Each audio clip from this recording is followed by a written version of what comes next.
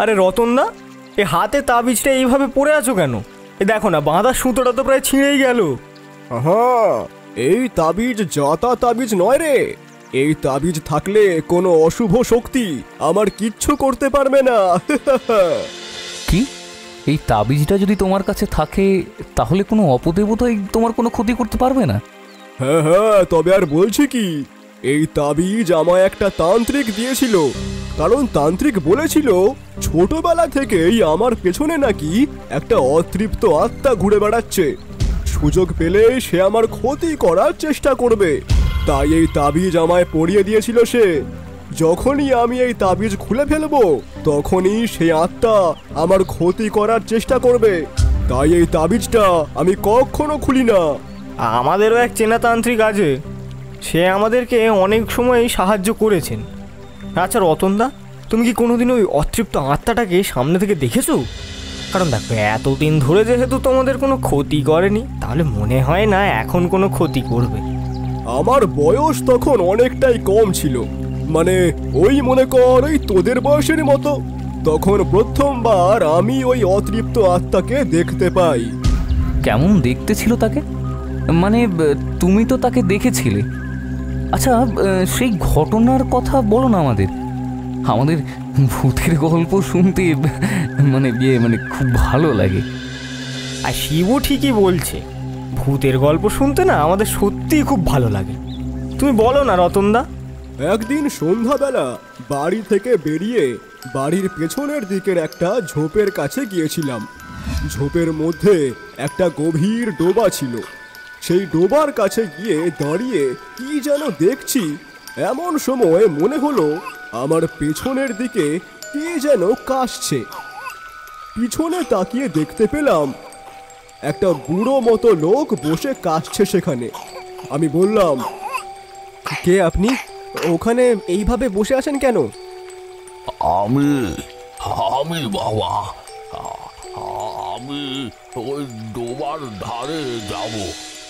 সন্ধে হয়ে গেছে তো, আর দেখতে পাচ্ছি না, তাই আর না গিয়ে বসে পড়েছি। আমায় একটু ওই ডোবার ধারে নিয়ে যাবি বাবা? আমি তোমায় চাগিয়ে তো নিয়ে যেতে পারবো না। তো তোমার লাঠিটা দাও, লাঠিখানা ধরে যদি তোমাকে ডোবার ধারে নিয়ে যেতে পারি। বুড়ো তার লাঠিটা আমার দিকে বাড়িয়ে দিল। আমি সেই লাঠি ধরে তাকে ডোবার কাছে নিয়ে গেলাম। লোকটা ডোবার কাছে গিয়ে কিন্তু কিছু করলো না। সে আস্তে আস্তে সেই পচা ডোবার মধ্যে নামতে লাগলো। তবে অদ্ভুত ব্যাপার হলো, সেই লাঠিখানা আমি কিন্তু ছাড়তে পারছি না। লোকটা ডোবার মধ্যে নেমে যাচ্ছে, আমিও তার সঙ্গে ওই ডোবার দিকেই চলেছি। চলতে চলতে আমার হাঁটু পর্যন্ত ওই ডোবার জলে প্রায় নেমে পড়েছি। আপনি কে? কে আপনি? আমাকে ছেড়ে দিন, আমাকে ওই ডোবার দিকে নিয়ে যাবেন না। এই ডোবার মধ্যে আমি তো এবার ডুবেই যাব। এখনো বুঝতে পারিসনি আমি কে? তোকে ওই ডোবার জলে নিয়ে যাওয়ার জন্যই তো আমি এসেছি। আজ তোকে ওই ডোবার জলেই ডুবিয়ে মারবো। ও মা গো, আমায় বাঁচাও, বাঁচাও আমায়, আমায় ভূতে মেরে ফেললো গো, আমায় বাঁচাও, কে আছো? দেখলাম লাঠিটার অন্য দিকটা কোনো বুড়ো ধরে দাঁড়িয়ে নেই, তার জায়গায় দাঁড়িয়ে আছে এক ছায়া মূর্তি। তার মাথায় লম্বা লম্বা চুল, মুখটা বিভৎস। সে অদ্ভুতভাবে হাঁ করে আমার দিকে তাকিয়ে রয়েছে। ডোবার জল কাদার মধ্যে আমি আস্তে আস্তে ডুবে যাচ্ছি। এমন সময় পেছন থেকে শুনতে পেলাম বাবার গলা। সর্বনাশ, তুই ডোবার জলে নামতে গেলি কেন? দাঁড়া দাঁড়া, আমি এক্ষুনি আসছি। তারপরে শুধু পেছনে ঘুরে বাবাকে একবারই দেখতে পেয়েছিলাম, এতটুকুই মনে আছে।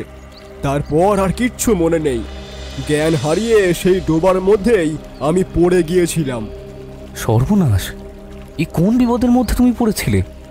কিন্তু এমনভাবে বিপদের মধ্যে বোধ হয় আমরা কমই পড়েছি। আচ্ছা, তারপর তো ডোবা থেকে তোমায় বাবা মা তুলে নিয়ে এলো, তারপর কি হলো? তারপর আমার মা বাবা এই তাবিজটা আমাকে পরিয়ে দিয়েছিল। আর ভালো কথা, তোরা কি জানিস যে ডোবার কথা বললাম ওটা কোন ডোবা? ওই দেখ, ওই হলো সেই ডোবা, যেই ডোবার থেকে একটু দূরে বসেই আমরা এতক্ষণ ধরে গল্প করছি, ওটাই সেই ডোবা। ও, তারপর থেকে এই তাবিজটা তোমার হাতে আছে? কোনোদিনও এই তাবিজটা খুলে দেখবার চেষ্টা করেছো তুমি? না, এই তাবিজটা কখনোই খুলে দেখবার চেষ্টা করিনি। বাবা মা বারণ করেছিল ওই তাবিজ না খুলতে, তাই আর খুলিনি। তবে তাবিজের সুতোটাও সত্যি অনেক পুরনো হয়ে গিয়েছে। তাবিজটা খুলে একবার ওই সুতোটা বদলাতে হবে। এখন তো একাই থাকি, আর এইসব মনেও থাকে না। তোরা এখন আছিস যখন, আজ রাতে এই তাবিজটা খুলে রাখবো। তারপর কাল সকালে স্নান টান সেরে একেবারে নতুন সুতো দিয়ে পরবো খন। আচ্ছা, রাতের বেলা যদি রতনদা তাবিজটা খুলে রাখে, আর রাতের বেলায় যদি রতনদার সঙ্গে কিছু হয়? আরে ধুর, তুই ওসব ভাবছিস কেন? রতনদা ঠিকই করছে। আর তাবিজটা যদি কোথাও খুলে পড়ে যায় তাহলে? এখন চল, রাত হয়েছে, ঘুমিয়ে পড়ি। যা হবে সে দেখা যাবে। আরে না রে, কেন জানি না, আমার কিন্তু বড় চিন্তা হচ্ছে পচা। তোর মনটা যখন এতই ডাকছে, তাহলে একটা কাজ করলে হয় না? হ্যাঁ, আমরা বরং জেগেই থাকি, বুঝলি? আর না হলে বারান্দায় গিয়ে চুপটি করে একদম বসে থাকবো। যদি রাতের বেলা কিছু হয় তাহলে সেটা সচক্ষে দেখতে পাবো। তুই আর আমি না হয় পালা করেই ঘুমিয়ে নেব। ঠিক বলেছিস, চল বারান্দায় গিয়ে বসি।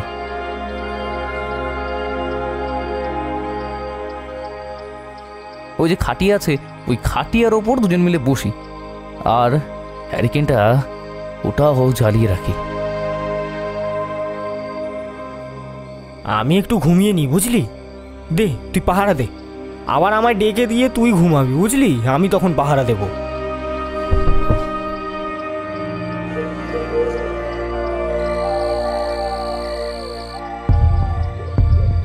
এ কি রতনদা? ও রতনদা, এত রাতে ঘর থেকে বেরিয়ে কোথায় যাচ্ছ? এই এই পচা পচা পচা, তাড়াতাড়ি ওঠ। ওই, আরে উঠে দেখ না রে। ওই, আরে কি হয়েছে? এই তো ঘুমালাম। আরে রতনদা এত রাতে ঘুমের ঘরে কোথায় যাচ্ছে দেখ। আমাদের এক্ষুনি রতনদার সঙ্গে যেতে হবে। তুই রতনদাকে অনুসরণ কর, আমি এক্ষুনি আসছি। এই সময় আবার শিবুদা কোথায় গেল? যাই হোক, আমি আলোটা হাতে নিয়ে রতন দাদার সঙ্গে যাই, না হলে রতন দাদাকে হারিয়ে ফেলব। আরে রতন দাদা হাঁটতে হাঁটতে যে বাড়ির পিছনের দিকে সেই ডোবাটার কাছেই যাচ্ছে। আরে ওই গাছের তলায় ওটা কি দাঁড়িয়ে আছে? কি পচা পচা, আমি চলে এসেছি। গাছতলায় কে দাঁড়িয়ে আছে বুঝতে পারছিস না? আমার মনে হয় রতনদা যে বুড়ো লোকটার কথা বলেছিল, সেই বুড়ো লোকটাই। সত্যি তো একটা বুড়ো লোক। এই দেখ, বুড়ো লোকটা একটা লাঠি এগিয়ে দিচ্ছে রতনদার দিকে, আর রতনদাও সেই লাঠিটার মাথা ধরে হাঁটতে হাঁটতে এগিয়ে যাচ্ছে ডোবার দিকে। সর্বনাশ! ছেলেবেলার মতো বুড়ো লোকটা রতনদাকে আবার টানতে টানতে নিয়ে যাচ্ছে দেখ ডোবার কাছটায়। ও, রতনদা আমাদের কথাগুলো শুনে ভুল করেছে। তাবিজটা না খুললেই ভালো হতো। অদ্ভুত ব্যাপার, এত বছর পরেও। এইবার তাহলে আমরা কি করব?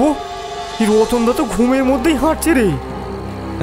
এখন চুপ করে থাক, চল ডোবার দিকে যাই। তারপরে সঠিক সময়ে সঠিক কাজ করতে হবে। এখানে তুই চুপ করে থাকবি? রতন দাদাকে ডোবার মধ্যে আস্তে আস্তে যে নামিয়ে নিয়ে যাচ্ছে। কতদিন ধরে অপেক্ষা করছি তোর জন্য, তোকে এখানে নিয়ে আসবো বলে। তুই তাবিজ ভরে আমায় এতদিন আটকে রেখেছিলিস, আজ সুযোগ হয়েছে। তাই সুযোগ কিছুতেই হাতছাড়া করব না। বুড়ো শরীরটা আস্তে আস্তে বদলে যাচ্ছে দেখ। বুড়োটার গোটা শরীরটা এখন হ্যাঁ, এখন একটা কেমন যেন ওই ওই মেয়ের মতো হয়ে গেছে। হ্যাঁ, আরে আরে রে রে রে, এ তো একটা ডাইনি। কি বিভৎস! এই এই এই রতনদাকে ঘুম থেকে জাগাতেই হবে। রতনদা, ও রতনদা, তুমি শুনতে পাচ্ছ আমার কথা? ও রতনদা!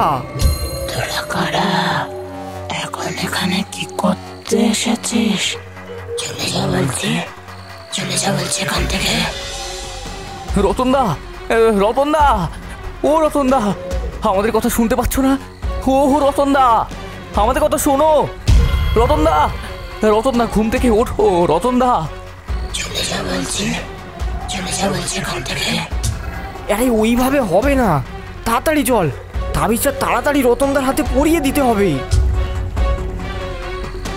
তোরা ডোবার মধ্যে চাপিয়ে পড়েছিস।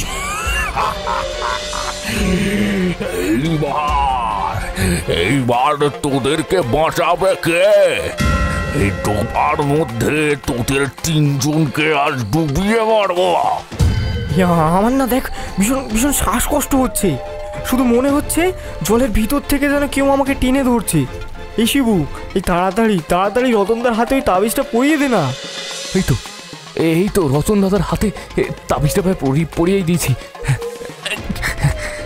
জলের তলা থেকে আমাকে কে যেন টানছে রে। রতন দাদা, রতন দাদা, ও রতন দাদা, উঠে পড়ো গো। রতন দাদা, উঠে পড়ো, নইলে আমরা তিনজনই এখান থেকে বেরোতে পারবো না। রতন দা! হ্যাঁ, কি হলো? আমি আমি এই ডোবার মধ্যে এলাম কেমন করে? শিবু, পচা, আরে তোরা ডোবার মধ্যে কি করছিস? সর্বনাশ! তুমি আবার আমায় ধরার চেষ্টা করছো? পারবে না, এই তাবিজ যখন আমার হাতে আছে তুমি আমার কিচ্ছু করতে পারবে না। এই দেখো। সরিয়ে ফেল ওটাকে। তোদের সবাইকে ছেড়ে দিচ্ছি আমি। সরিয়ে ফেল ওটাকে, সরিয়ে ফেল। এক্ষুনি ডোবা থেকে উঠে পড়তে হবে। ওই বুড়োটা আর আশেপাশে নেই, বুঝলি? ওটা বুড়ো নয়, একটা ডাইনি।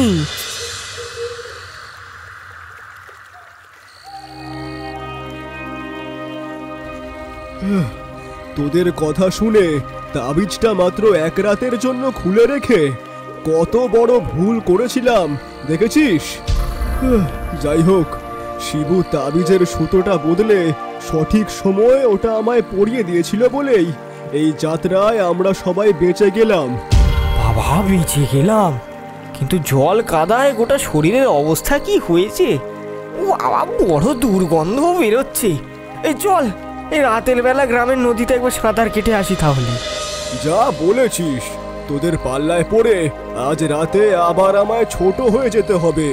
কতবার রাতের বেলা গ্রামের নদীতে সাঁতার কেটেছি। চল চল, তোদের জন্য এইটুকু তো করতেই পারি।